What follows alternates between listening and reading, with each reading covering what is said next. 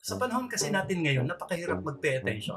Naka-tune in tayo 24/7 sa palibot natin. May kunting plop, ay may notification sa cellphone. Ito yung paa ko, dumarami ng patay na kuko.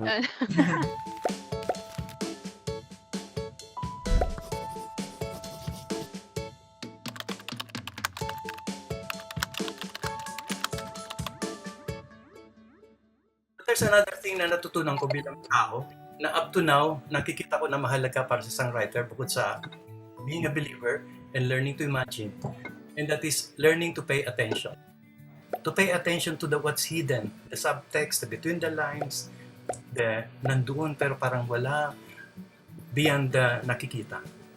We're learning to see that. And that is the best exercise for a writer, to see the wala. To imagine the wala and eventually maikwento mo kung ano yung wala. Pero dahil sa kabisihan natin 24/7 sa dami ng external events and stimuli na nagre-respond tayo, hindi na tayo nakaka-touch base sa sarili natin. To the point na nakakalimutan ko ngayon yung inner self ko. Na siyang pinagagalingan actually ng ating imagination, ng mga kwento, ng katotohanan, ng ating unique voice, and so many wonderful, magical, miraculous things yung loob natin, our inner self. So when we write with a conscious mind. And mostly inactive yung subconscious, yung inner self.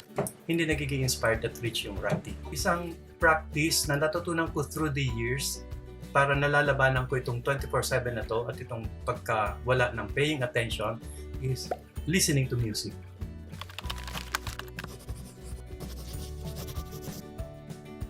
Nung teacher pa ako sa UP, na naging barkada ko mga estudyante, what we would do is sasakay kami sa sasakyan ko and then we would listen to music, to songs, and we would really listen. Hindi yung nagdadalito, oy ano yung nasa kalsada. At pinapakinggan mo siya ng totoong pakikinig. And you start hearing your inner self, the silences inside you, the things that you don't know or don't explore. There's a song called Madame George tungkol sa isang transgender. May lyric siya later na ulit, the rain and the snow and the love and goodbye, goodbye, goodbye. Yung wailing niyang yun sa mga end ng chorus, ng stanza, the wailing is not telling you na, ay, nag-goodbye. You're not getting new information, but you're getting something more. You're getting now the wala. And when we listen to the wala, then napapacify ang busy conscious mind at na-activate yung subconscious. And your real self comes out. And this is the reason why they say, ang pinaka-universal na language ay music. Lalo na classical music. Because beyond the words, beyond the binibigay, mangdaming wala that we can connect. Ano man ang race natin, o pinag-aralan and so on. There's another thing, another tool or another exercise you can do throughout life to be able to really pay attention and see the wala and imagine is to write diaries.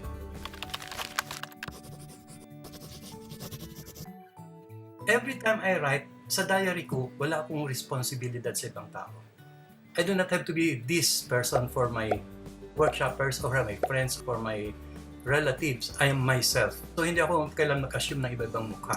So, nakakalaya ako every time nagsusulat ako sa diary. And nakikita ko yung totoong boses ko dun sa diary. And I don't care if it's all whiny, kuminsan, or all, wow, it's still me, undiluted, uncensored, unfiltered. So another practice aside from listening to music is keeping a diary. Hanggat kaya, maski na ang papangit, maski na mabilisan lang.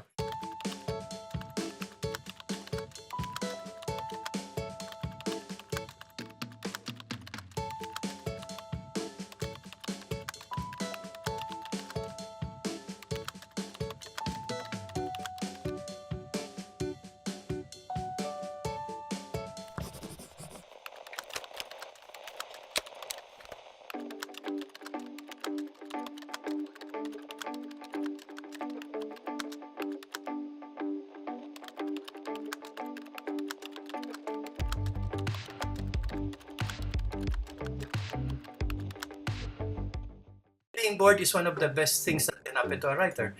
Nung panahon namin, when we would get bored, naghihintay sa waiting shed, or nasa hospital, or sa lobby, or naghihintay ng klase, I would imagine.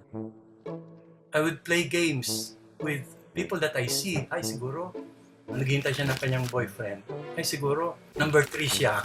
Or siguro, iniisip niya na tinitingnan ko siya at may ganito yung iniisip and so on and so forth. So, actively nagpe-pay attention ako at nag-imagine ako at tinitingnan ko yung wala, nakasabay nung meron.